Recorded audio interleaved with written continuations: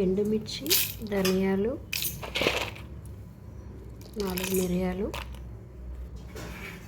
కొంచెం జీలకర్ర, కొంచెం కందిపప్పు, చారు మసాలా, చింతపండు చారు.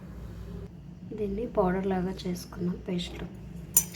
చిన్న అల్లం ముక్క కూడా వేసుకోవాలి. చారుకి సరిపోను వాటర్ తీసుకొని దాంట్లోకి చింతపండు వేసుకోవాలి. తర్వాత ఉప్పు,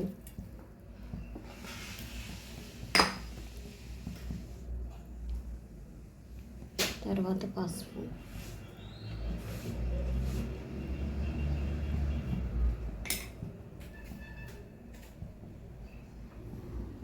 చారు మసాలా, ఇలా దంచి పెట్టుకున్న చారు పొడి.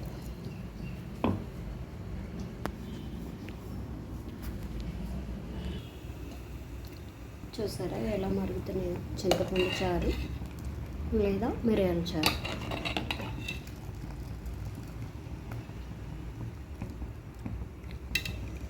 కలర్ కూడా చూసారా, టమాటా చారు లాగా కాకుండా వేరే కలర్ ఉంది.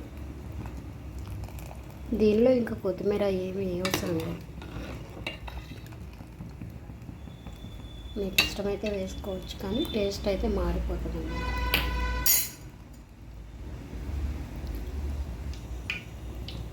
కొంచెం బెల్లం ముక్క.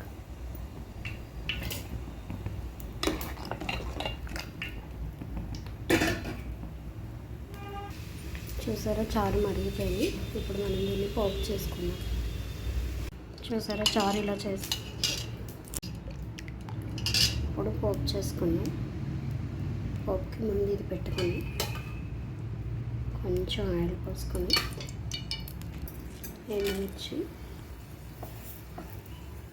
కొంచెం ఆవాలు, కొంచెం జీలకర్ర, కొంచెం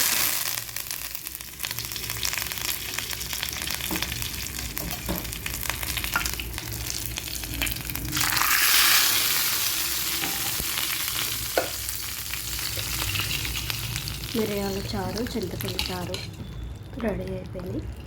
మీరు కూడా ఒకసారి ట్రై చేయండి. టమాటా లేకుండా చేయండి, చాలా బాగుంటుంది.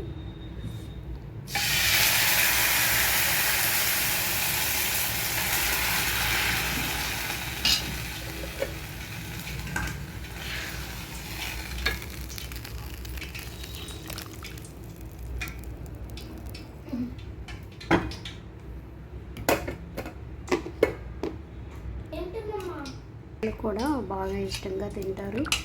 వాళ్ళకి లోపల ఏదైనా మోషన్ ప్రాబ్లం ఉంటే ఈజీగా అయిపోతుంది. మా ఛానల్ లైక్ చేయండి, సబ్స్క్రైబ్ చేయండి, షేర్ చేయండి, కామెంట్ చేయండి.